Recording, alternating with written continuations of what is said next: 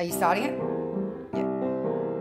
You're listening to a wee moan podcast with NADS and JOAN.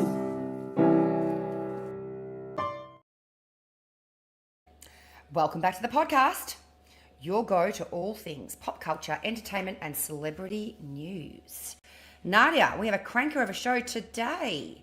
We do indeed. We are talking everything pop today. Starting off with Dallas Cowboys. Yes. Moving into a bit of a Meghan update. Talking about Beyoncé Bowl. Call Her Alex, a show on Netflix. Blake updates. Discussing soaking. Save that till later. And something about Wayne's World. So, let's start with the Welcome Dallas to the show, Cowboy everyone. Show. Welcome to the show. Cheer. Yeah. Sorry, I cut you off. Sorry, and yeah, welcome to the show. So, Nadia, we were really excited about the second season of the Dallas Cowboys show. Yes. So it's called America's Sweethearts. It's on Netflix. And the first season was a runaway hit. I mean, we all loved it. Yes. Oh, it was brilliant. I loved it. Yeah. Loved all the characters, loved seeing them dance. You know, they're amazing dancers. They're all very beautiful. They're lovely girls. Of course, it's got the usual ups and downs and fights and grievances between the girls, but also they were really kind to each other as well. And it was also interesting to hear how little they get paid. I still found that astounding. Do you remember that fact? Yeah, actually that was my actual biggest takeaway from this entire second season. It was sort of highlighted in the first season a little bit, and I think they actually got a lot of heat from the fact that no one knew that these women who were basically training as elite athletes were getting paid $15 an hour. Yes. Just to be the faces of the Dallas Cowboys. Which is insane. Insane. And they've all got full-time jobs. So they're working. Some of them had 3 jobs. Yes. And then they go out and they put their bodies at risk. Yeah. Doing all of these really, really difficult moves, including one of the famous ones which takes place in their their iconic song that they're most known for, which is Thunderstruck by AC/DC. And at the end of that, they do this huge move where they jump in the air and then land in the splits. It's very impressive. How many of those do they do? They do it, well, in practice, I think they do it a lot. And it's definitely in the first season, they highlighted how many women were actually injured by their hip flexors and their hip bones doing that particular move. And I just looked it up. They're not being given any health insurance. These women are just sort of like, they're basically volunteers. Yes. It's for the privilege of being this, you know, people dream of this as like young girls to be a part of this club and a part of this historical team. But I don't know, Americans, they're just so enthusiastic. And look, I really did love like how these women support each other, and they're so enthusiastic about life and what they do, and their dancing. It is infectious, but yeah, like knowing the fact that they literally tear their body apart for $15 an hour was, it was a bit of a shock. Well, totally. It's really, it's offensive. I mean, it's offensive. Especially when they're working for the Dallas Cowboys, who would be on like millions of dollars each, including the managers or whatever of the teams who own it, and they could easily afford to pay each of those girls, you know, $100,000 a year, whatever it might be. Give them some money. It's absolutely. Disgusting. And not only that. Sorry. No, not only that. They not only just dance for the shows, but because of the last season they had the Netflix special, they have a lot of appearances that they do, that they come and show. They're at concerts and they're at special festivals and different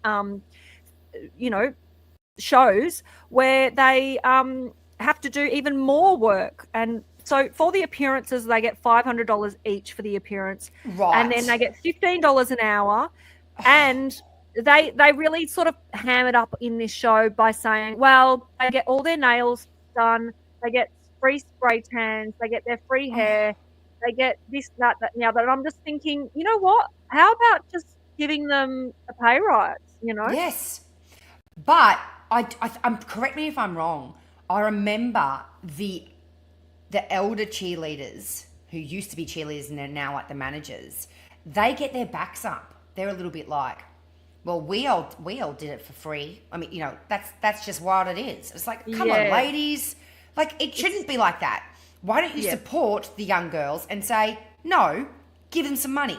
But it's like they've got this chip on their shoulder because they did it for free and we weren't paid. It's a privilege. It's like, no, it's not a privilege. It's a job and you should be paid for it. There's no men out there playing on the field. Yeah, and also it was a really basic job back, you know, probably 20 years ago or 10 years ago. Now it's far more games, far more appearances, far more stress on the body. Like, all these different moves are completely different to what they used to do. They used to just be rah-rah girls. Now they're like elite athletes that have to perform at extreme levels and they're tearing their bodies apart. So, but good news, part of the show, they do actually, they get a pay rise. Oh, to what? $25 So they get a pay an hour? rise. Their pay went up 400%. So they used to get $15 an hour and now they get $75 an hour, but they still don't get health insurance. And you know what life is like in America if you don't have health insurance? It's like, Anyway. Well, especially if you're doing those splits over and over again. Yeah, look, still $75 an hour. Okay, I still don't think that's enough. I think it is still not think enough. That's a bit of a slap. I think still think that's a slap in the face, especially. But then, what do you reckon they get from Netflix? Yeah, I wonder if they have a separate. I didn't chat GPT that one, but you know, potentially, you know. Anyway, they also they're setting the precedents now because a lot of other teams have the same issue where these women are just basically, you know, doing it for the privilege. They're not. What did you call them? They're volunteers. They're all like almost basic. The $15 an hour, that was last year. That is volunteering. I'm sorry. That is volunteering. You can't even. That's not even getting your petrol paid for while you go to the. You know, and America is expensive. So good on the girls for standing up for what they are worth, but they're not all the way there yet. But they've certainly made a good impact in like getting a bit of a better deal for themselves. Yeah. But so, I mean, look, I don't know how you felt. I loved season 1, probably because it was something new and you're being introduced to all of these people and just what it is. But then I don't know what I thought would happen in season 2. Yeah. Because clearly it's just the same. It's exactly by the episode same. 2, I was like, oh, I've seen all this. It actually... definitely the novelty factor was gone because you'd seen the first season. It's just it's just the same game, new players basically. Look, it's hit and miss for me. You can probably watch a couple of episodes and get something out of it, but by and large, it's something that you could probably not watch. Yeah, if you do need to watch it, watch season 1. Otherwise, exactly. It's just more of the same. The same dances, the same high kicks, the same splits, and the same critiques from the judges. So no, it just same music as well. Same music. So that was disappointing. Yeah, but let's get into our Meghan updates. I'm like. She needs an honourable mention in every episode, every We Moan podcast, just because she's, I don't know, she really does confuse me. She's got her, you know how I had explained to you that and she told the world basically that she's putting as ever, she's shelving it. She wants to sort of re-envisage it and then re-release everything and work out her. You know, manufacturing. Yeah, and she was just she was like, oh, we she basically said that she was not going to release any new products until 2026. A week later, she's now released more things. She's released an apricot spread. Oh my God, which that's is buy it, Nadia. Oh dear. It's an apricot spread, which I like is my funny jam spread thin. Well, that's all the controversy as well, because it's not a jam. It's called a spread. It's not even a conserve. No, what's it's not thick enough to be a jam. I don't know, but no, yes, so she it's likes basically it a spread thin. spread. It's a spread. Yeah. You spread it. And Yeah. she's also What's that? releasing a rosé, and of course, in true Meghan fashion, she sold out of everything very quickly. But there's a lot of debate out there. Is she just doing this on purpose? Is she just releasing limited batches? So it appears that she has, this, crazed fans and wanting everything that she touches. What do you think? Yes, 100%. I mean, yeah, 100%. How many bottles of those wine did she have? Well, the rosés actually wasn't part of the new release. You might be able to still get a rosé because she's probably releasing it in the next couple of weeks. This is going to be a new one-off product or something. I want to try her jam. I'm not interested in her rosé because I like any rosé ever. But Yeah. I do want to try her jam, which she claims that she makes in her own kitchen. I don't know. That cannot be true. Sorry. No, that it cannot be true. She actually she doesn't say that, does she? Well, she's sort of got look. Okay, so she's also come on a new podcast with Emma Grede. Is it Emma Grede or Emma Grede? I think Grede. Okay, so Emma Grede is a entrepreneur like Meghan, because Meghan likes to hang out with entrepreneurs.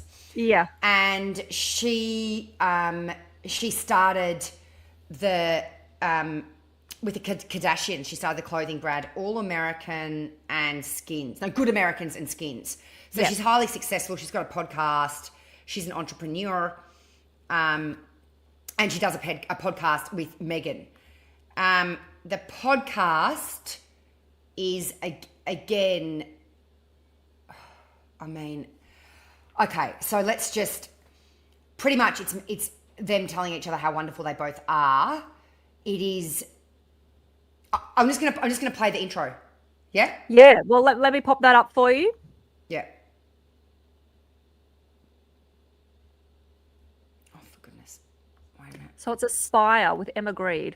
Yeah, Aspire with Emma Grede. Here you go. Her new business venture, as ever, Meghan, Duchess of Sussex, controversial, celebrated and undeniably motivated, is reshaping her definition of influence. When you think about the failure rate for first-time entrepreneurs, does that ever concern you? My faith is greater than my fear. Today, she speaks candidly about her drive. When my husband and I, when we think about investments that we make, is it value aligned? Is it mission driven? It is perfectly okay for me as the founder and the owner of this company to say, sorry, what does that mean? Breaking the rules. Really? Yes, Oh, that's like, stop it, Meghan. No, you don't. Do you Yes, do I it? do. And at a certain point, the only thing I want spread thin is my jam. And what it truly means to own your own narrative. It was a great way to get my voice back. In this revealing episode of the Aspire podcast, Meghan shares the hidden... Right, well, you get a vibe of it there. And yes, she likes her jam spread thin. Yeah, and where I say it's a spread, Meghan. You can't say the word jam. True. Also, the word authentic is just, people have got to stop using that word. It's the word of the moment and it drives me bonkers. But Meghan is always trying to prove her authenticity. And she refers to her tweaking in the room as evidence of her being authentic. What I find interesting is that they continuously refer to themselves as entrepreneurs. I'll just read the definition of an entrepreneur. A person who sets up a business or businesses taking on financial risks in the hope of profit. Is that Meghan, Nadia? Well, I mean, it's clearly what that's become her identity, is to be an entrepreneur. I mean, she just, she's got the podcast Confession of a Female Founder, which, I mean, is in alignment with that. But, I've also got to mention is not being cancelled, but is currently on hiatus. So I just feel like she's just a contradiction and she just cannot get it right. What is she? Is it going to be this? Are we like?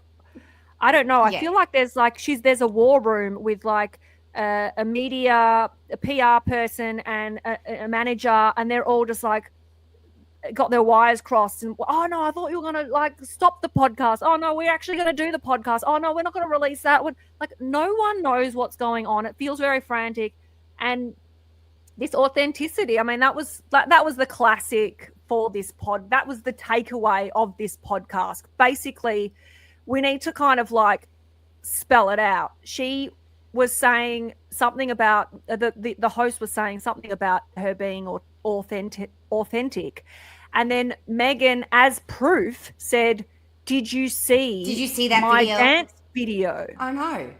The me dancing, which we showed in our last podcast of Meghan dancing and Harry dancing as she's very, very pregnant.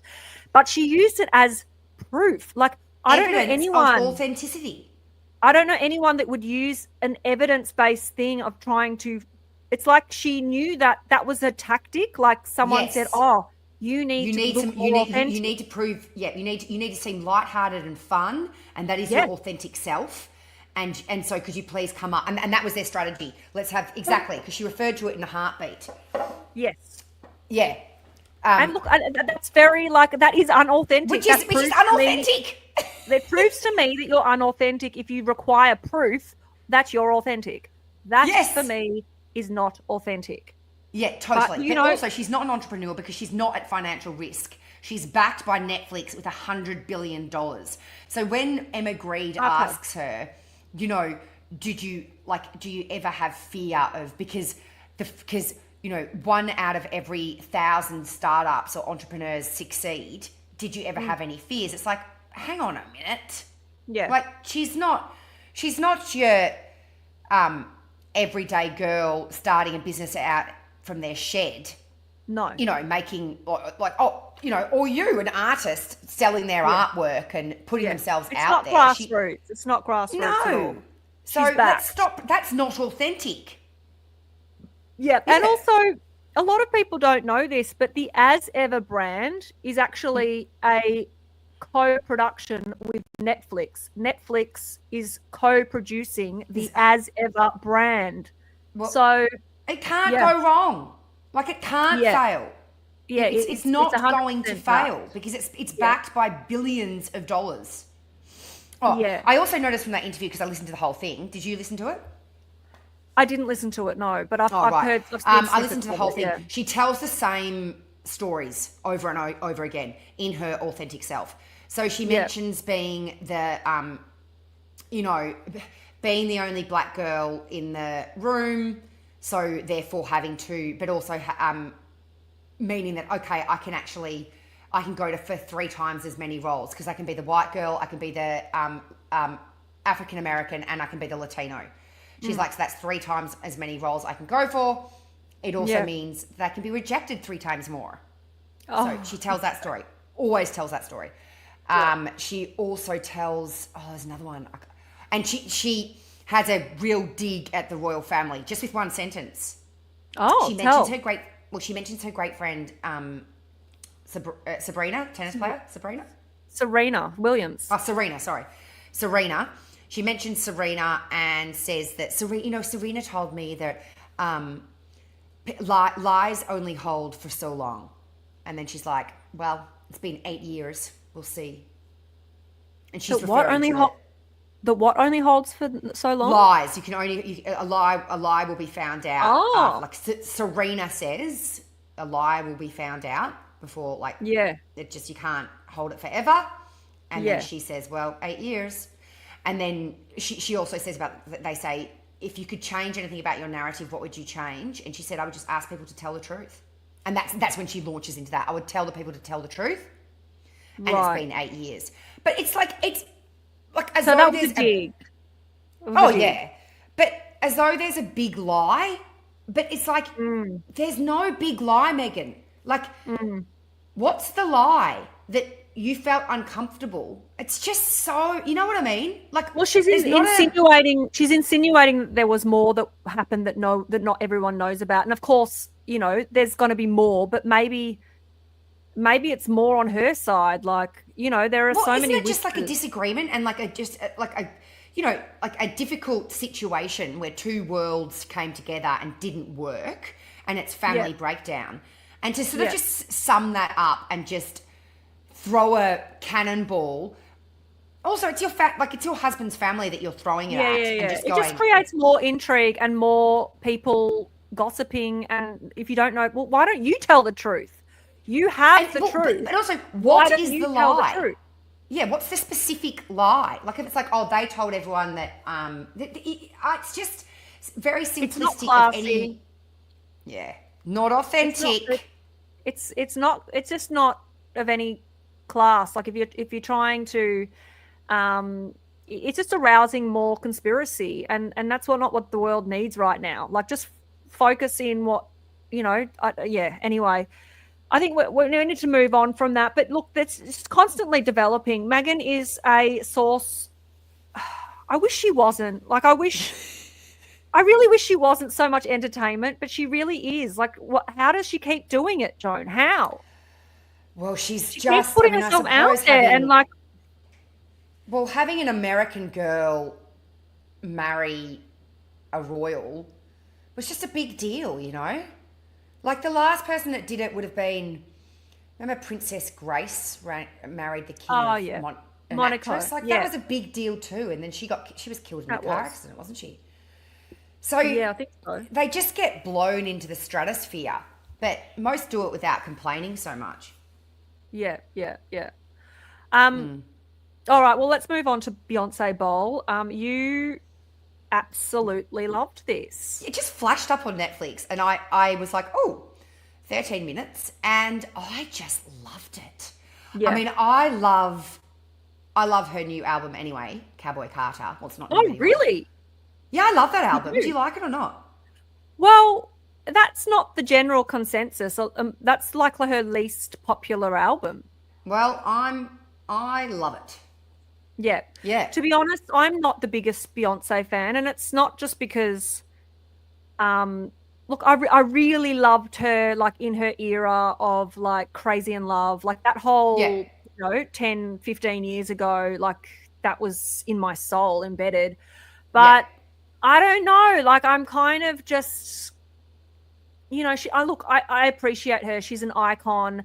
And she's creative and she's amazing. But I feel like I've seen it all before, and it's the same sound. Like I feel like I'm not hearing anything different. I loved. Look, the performance was it was very excessive. I've got to say, it was the full performance. I mean, my favorite thing of the whole thing was the Post Malone. Me too. Part of it. Yeah, I loved that. I loved him, and like just seeing I loved him. The way he interacted with Beyonce, I could not get my eyes off Post Malone. So like, do you know what I mean? That is what I'm drawn to. Someone that's like a bit off center, a bit weird. Like I feel like I've seen Beyonce. I'm like, done, man. I don't know why. Yeah. Fair enough. But anyway, she comes in on a white horse. She just owns every single moment in that dance, like every single shoulder pump or any move she just does with such guts and so perfectly. And yes, Post Malone, I liked Post Malone too.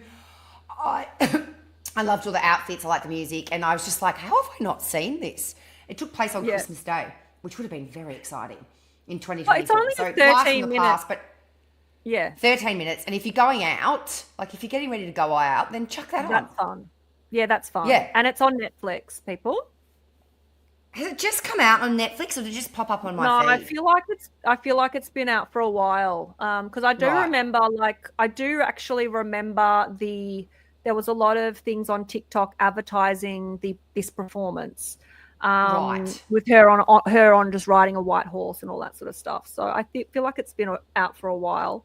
But let's move on to Call Her Alex. Oh yeah. Do you want to start us off with Call Her Alex? Call Her Alex, which is the Call Her Daddy podcast host, and a documentary on her, how she started podcasting and just her life. Yeah. She grew up in a family of 3 children. She is the youngest, and she was always just a force to be reckoned with. She goes into the fact that she was bullied at school, but home was a haven for her. And her dad, who was an editor in radio, she would play around with all of his equipment at home and make videos with her friends. And it was the boys that were mean to her. The boys called her really skinny and she had red hair. So they were mean to her. And she just sort of internalized it and kept hanging out with her girl mates. Yeah. Yeah, it was good. I mean, she's clearly been working towards this for all her life. She's not someone who's just lucked out. And also, I didn't know anything about the Call Her Daddy host apart from when she got the interview with Vice President Kamala Harris. Oh, really? Yeah, she's been around for a while. Yeah, I didn't know her until that they started talking about her there. And I thought she was just sort of, you know, being edgy and sexual the whole time, but that's not her at all, is it? Well, I think she began. Yes. That's how the podcast actually began. It was very you know, like normalizing conversations around sex and being sexy and it was like in this kind of sports podcast, like that they're the people who kind of they funded her. Yeah. So she's bred from that kind of thing, but she's sort of famous now for interviewing celebrities in a really comfortable kind of, like, she's always in her like sweats, like tracksuit pants, and she interviews like massive people, like Kamala Harris was like the biggest interview you could have got at the time, and so that's when I heard about her. Well, like, you know, Hailey Bieber, Gwyneth Paltrow, like she's done like... Actually, I wouldn't mind listening to a few of them. I need to listen to them. Yeah, look, they are interesting because Gwyneth actually talks about like her exes and like, you know, life in Hollywood. Who she prefers to have sex with, Brad or... Yeah, like who's the better lover? Like that, you know, who was like... the better lover? I think she goes through and... can't remember. But she does actually like... She names one, doesn't she? You know, Ben Affleck. I think she's like, she sort of says like, "Oh, Ben, like, good on you for," you know, like he was just a bit of a, oh god, you know, like I don't know. She kind of insinuated that he was like a bit bad of a in bed, or just a disaster. Yeah, just a bit like he tries, you know, like, but he's just a bit of a fool. Yeah, look, that's her call to fame, is called the Call Her Daddy podcast. The show, I really loved those, like, because they have a lot of footage from her when she was younger, and because she's done heaps of kind of like, she did a YouTube channel at the beginning. I love those sort of like, you know, like those shows that where like they you know, see how they've developed in their career and how they've got to where they've got, you know, and what avenues that they have taken to get there. But one of the biggest controversies that were part of the actually I should be putting Call Her Daddy on there. She's not, we don't have a thing for it, that's all right. No, we don't. Pardon? No, we don't have one. Sorry. That's all right. So one of the biggest controversies that was part of the documentary is that before she launched her podcast career, she actually was a celebrated like soccer, like she got into a university program where she was like a college sponsored. I don't know what that's called, like in America. Well, I suppose it's a scholarship. It's a scholarship through sport. She was very, very good at soccer. And she had a female coach who sexually harassed her for many, many years. Yeah. So that was, like I've got a bit to say about this because I'm not sure it was the right medium to like name and shame someone, given Alex's platform, for this woman to not be able to defend herself, A, and B, that I don't know if the crime fit the punishment of this being exposed on Netflix like that, and with Alex's huge backing and support and following, like this woman's like, wouldn't you just like sue her? Like I know Like, 'cause this woman doesn't, like, she can't defend herself. She can't say anything back. I don't know. Like, it doesn't sit 100% well with me. Yeah, I know. I can see what you mean, but I mean, they went to the university and the coach and told them what had happened, and the university literally looked at her and said, "Well, what do you want?" Like, it was like they knew what this woman's tendencies were. Yeah, and it's you know, and possibly happened before. I know what you mean. Like, I don't know, maybe she's got a defamation claim, or maybe she did do it. Look, I do actually, like, I believe Alex, Yeah. but I don't know the pervasiveness of it. Like, we don't know how bad, we don't know how she interpreted it. You know, like, there's so many elements to a accusation like this that I think it's unfair that it has to happen on Netflix. A Netflix, was it Netflix? Prime, like, Prime show that it's broadcast onto the entire world. I don't know, like, there's something about it that doesn't sit well with me. But I do believe this woman was out of line. I do believe that Alex was sexually harassed. Like, I'm not disputing her claims. I just feel like it's the wrong forum. I don't. If that woman had done that to her, she deserves it, because she's playing with a young girl, like Alex was. And I agree with that too. It could have absolutely destroyed her, and it didn't. But you know, I'm sure she's destroyed other girls. Like, it was really horrible. She was there to play soccer, and she just had this woman, harass her and stalk her, and then use her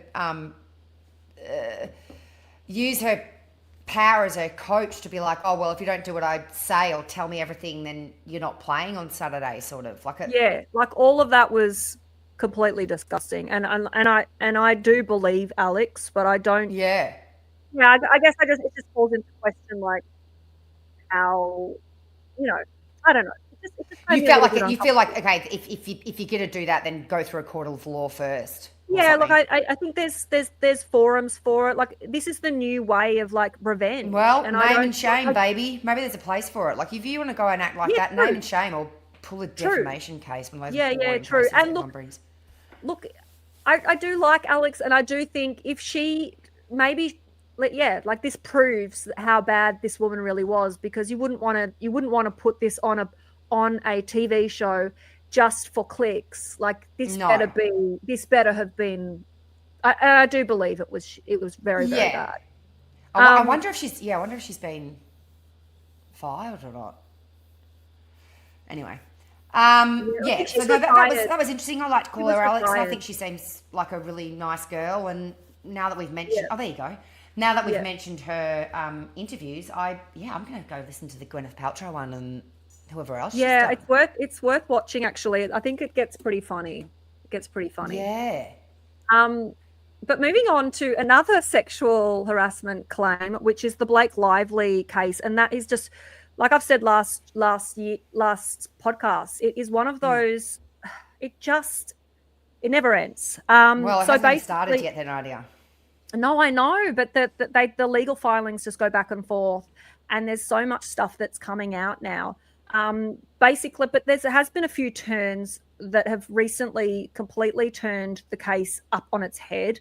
First is Baldoni, his case has been completely gutted. Basically, the judge dropped the defamation claim and also the claim against the New York Times, which was always going to be a hard one to win. But and also with the defamation claim, it's extremely hard to win in the state of California because they have an anti-slap rule, which is anti-slap is basically that you have to prove that defamation was done with malice. So malice is the intent to harm. So not only you have to prove that the person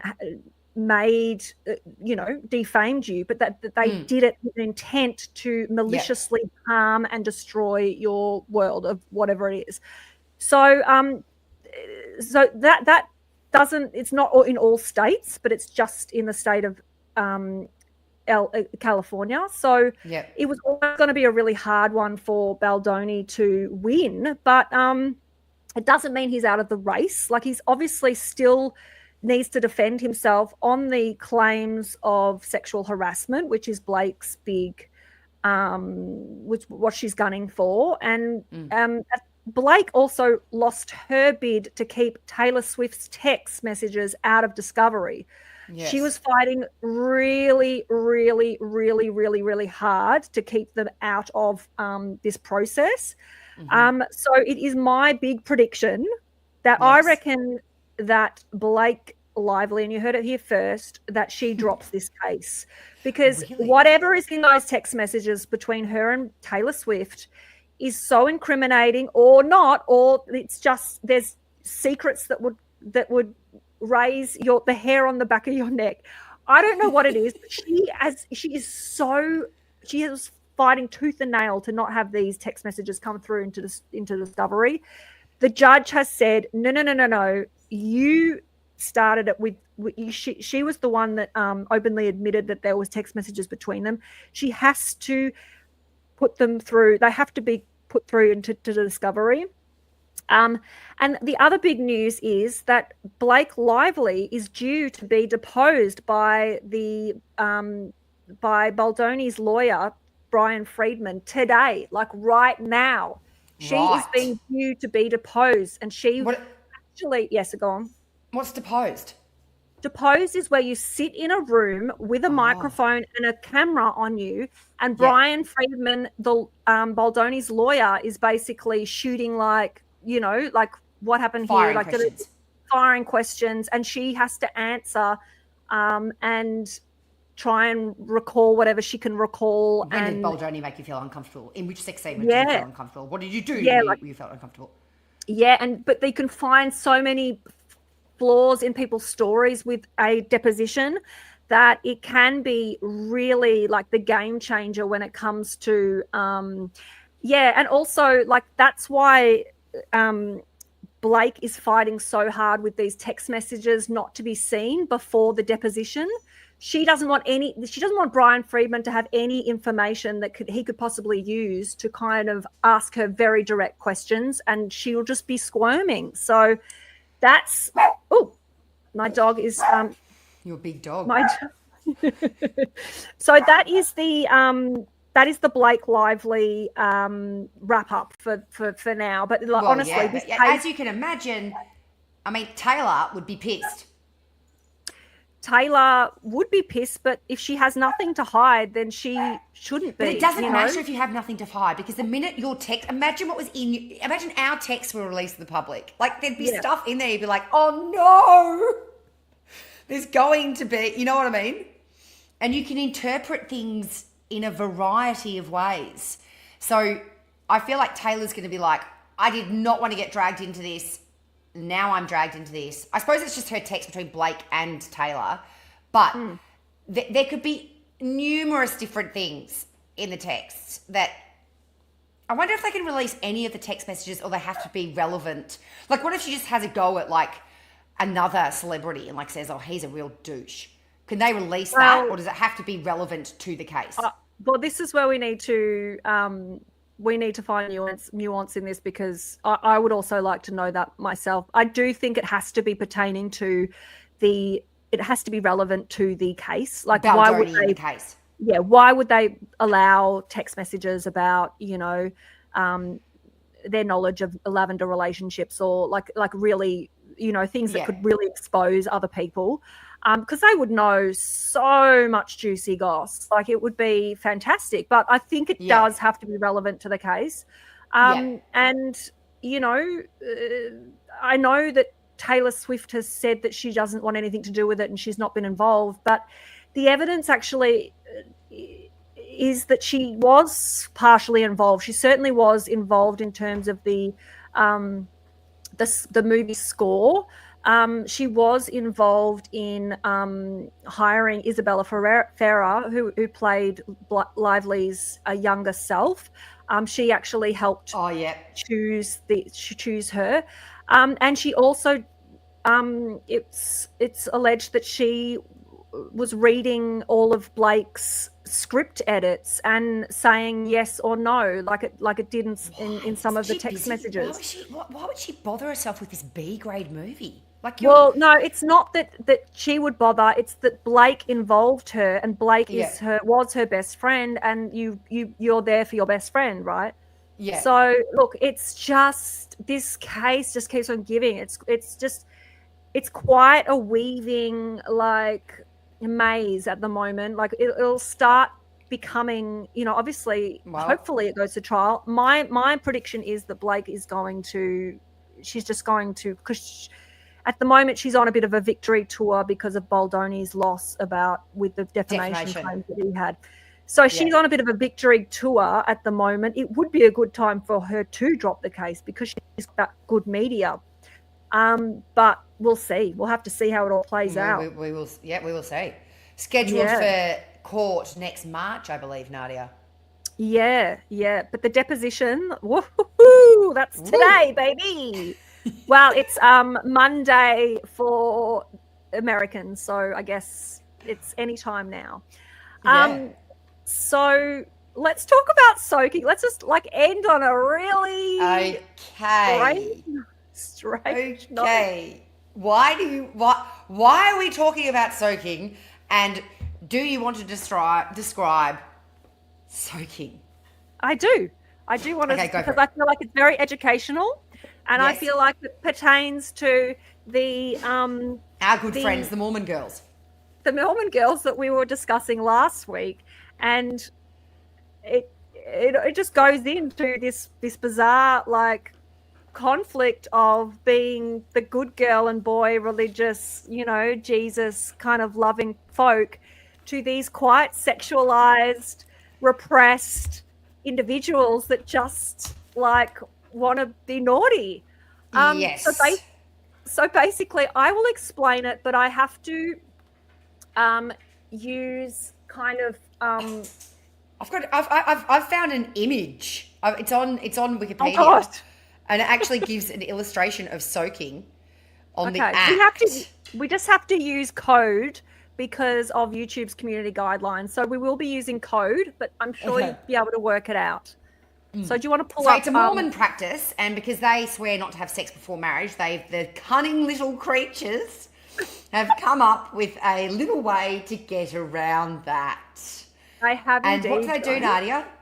So what they do is a girl and a boy will get together, and the boy has a sausage and the girl has buns for a hot dog, and they lie in bed together and they put the sausage in the bun, and then instead of creating friction, they will just let it sit there.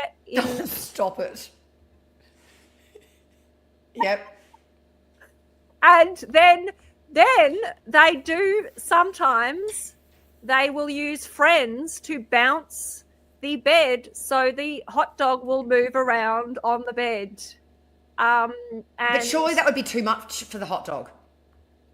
Well, and then the sinful thing would happen, which is the sinful thing. As long as they don't initiate the sexual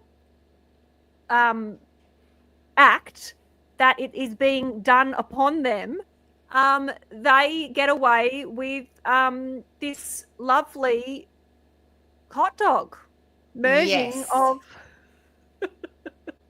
That is what soaking is, and it's a very it's a well-known practice within the younger communities of the Mormon Church.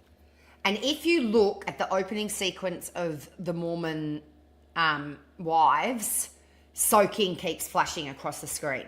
The word. They have a hashtag soaking, correct? Hashtag soaking. So it's a big part of their culture, actually. So look, it's just very educational for us, and it also just goes to the fact that last week I kept saying I'm confused, and this is in alignment with that confusion. Let's just put it that way. Yeah, and it says soaking went viral on TikTok, And since then, the topic has an estimated 69 million posts and 243 million mentions. Wow. Wow. Well, I mean, it's odd. You've got to give it to them. They're creative. They're creative in their pleasure seeking. Yeah, well, they've just found a little loophole. The clever little things. They have. Yuck. The image All right, is foul. Okay, well, let's not show the image. No. Make people think about what that might be, and they can get creative in their own minds. So let's add to the stage now. So let's just build this up. Like, we started a TikTok account last week, and we popped a couple of snippets of our show that we both did together. And one of the comments was said to us. It said with respect, which I thought was nice. Yeah, it was nice. With respect, I feel like I'm watching Wayne's World. So, I've got to give it to this person. Like, they saw what they saw, and besides me wearing the glasses, if we had given you the glasses, it would have been a home run. But I'm even looking at us now talking live, and I'm like, yes, once again, I look like Wayne. Am I Wayne or Garth? I think you're Wayne. Garth, and I'm Wayne. Yeah. Oh, okay. Yeah. Yeah. So, I love that. So next week, I feel like you should be wearing some heavy-set black glasses, and I'll continue with my cap series, and we'll just that'll be our calling card. Thank you very much. Yeah, that is us. Yeah, that's awesome. All right, guys, I feel like that's it for today. What do you reckon, Joni? Another good sesh. Yeah, we'll be back next time with more pop culture. Yep, absolutely. And if you've got some time, make sure you click the like, subscribe, follow, leave a comment, give us a good rating on all the pod streams, all the sites, Apple Podcasts and Spotify. Give us a really good review. That would be amazing for us getting out there. And we'll see you next time. Bye, guys. Bye, Joni. See you later. Och, that's enough moaning for today, lasses. See you next week.